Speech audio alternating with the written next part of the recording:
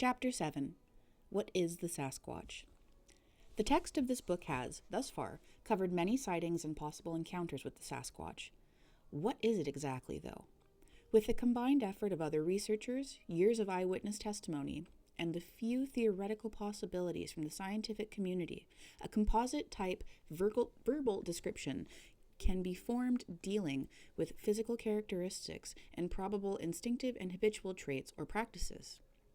Based on current events or evidence, it would be reasonable to infer that the Sasquatch is a higher primate, hominid, which is a classification reserved to describe mammals in the man-like family such as apes, orangutans, and humans.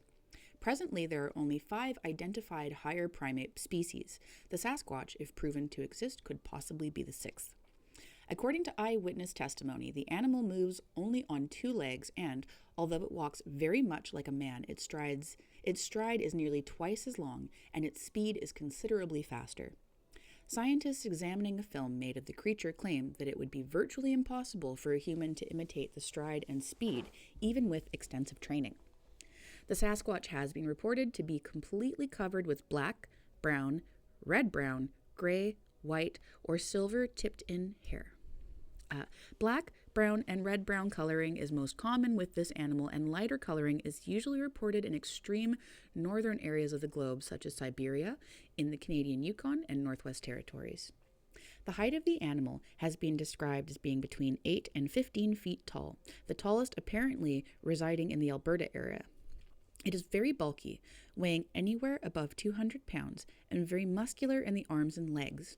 Occasionally, one is reported to be very thin with a small stature, which could be a result of dietary deficiency, age, or deformity. A Sasquatch face is somewhat like that of a gorilla or a very old weathered man. Its mouth is large with big square teeth, and occasionally the eye teeth, when seen, are said to be slightly larger than the rest. The jawline could possibly be matched to the Gigantopithecus, Guangxi giant. See a diagram on page 72 of this book, which is extremely close in shape to the Caucasian adult male, though more than twice its size.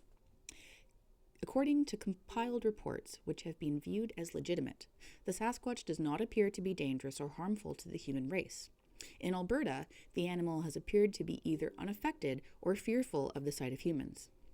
I know of no account since the turn of the century where the animal was reported to intentionally harm a person. Older stories from the 19th century, as well as some of the tribal indigenous peoples' legends, convey that the creature is to be avoided. There have been reports of Sasquatch's bluffs charging much like a mountain gorilla is known to do. In these and related incidents, the animal veered off before it reached the witness. Assumably, the persons involved in the bluff charge aged a few decades in the few seconds that the incident lasted. Aside from the above stories, however, the animal remains a possibly shy and even reclusive creature. Some researchers have cataloged it as nocturnal, active only at night. Habits of the creature, according to compiled reports and reported incidents, draw a very crisp picture of its natural instinctive personality.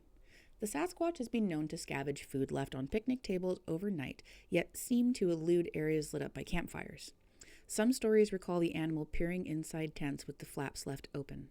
The creature has also been known to shake campers, approach houses and private properties, peer into windows, and run beside cars to get a better look at the funny hairless creature behind the wheel. Quite obviously, the Sasquatch has a curiosity that may someday get him into a load of trouble. The animal seems to have no fear of water and has been reported wading and splashing in rivers and lakes. Taking into account that they can walk faster than a man can run, Olympic runners not included, it is evident that the energetic animal will not be caught until it is good and ready. Let me, for a moment, take you on an imaginary tour with the Sasquatch through the foothills of Alberta on an early spring evening. For amusement, we shall call the animal Stretch. It is 8:30 p.m., Sunday evening, and Stretch has just awakened from a full night's sleep. He moves away from the nest of branches and the pack of family that still lays slumbering on the cave floor and heads towards the dim light of sunset, creeping through the rocks by the west side of the den. Stretch stinks. Stretch is hungry. After leaving the cave, he moves through the dense brush with ease, stepping from time to time on small bits of broken rock. He approaches the mountain spring and stands beneath the fall, letting the water whip down across his fur and cool his tired body. Next to the spring are 4 large berry bushes with ripe, red, juicy berries. Stretch leans over to gather a few bushes full. Told you he was hungry. Then makes his way up an embankment towards a newly hewn cut line. On either side of the path are animal tracks that Stretch doesn't recognize. They do not begin or end, but run up on both sides, always parallel. Out of Stretch's instincts, dictate him to go farther and discover this new animal in the area. He heads up the cut line, unknown to him, towards the campsite of city-weary outdoorsmen. The closer Stretch gets to the sight of the people, the more his nose bothers him. The smell is not familiar, and he is increasingly uncomfortable with the sounds coming up from just ahead. Finally, Stretch sees it. Not one animal, but a whole herd. Peering through the bushes, into the clearing, he notices that their paws aren't anything like the tracks they made. Perhaps Stretch is wondering if these animals walk on their heads. Suddenly, one of the animals points its paws in the direction and makes a shrill, high scream. Mating call, maybe? Stretch lingers for a few moments, observing the mass confusion in the clearing. Then, with an instinct of fear, runs back into the bush, avoiding the track line and steering towards the cave. Stretch is an animal, so he didn't read the papers the next day, nor was he aware of the dissatisfaction of the people with the fact that he didn't stick around to get his picture taken. Although this is hardly a realistic tale, some of the characteristics of Stretch are similar to believed characteristics of the actual Sasquatch. The animal is amused, like other animals of the wild, to have a keen sense of smell, or assumed to have a keen sense of smell, sight, and hearing. It is also believed that the animal is vegetarian, although it has been reported as seen eating small rodents. Finally, it is believed that the animal is either extremely curious of humans or genuinely afraid of them.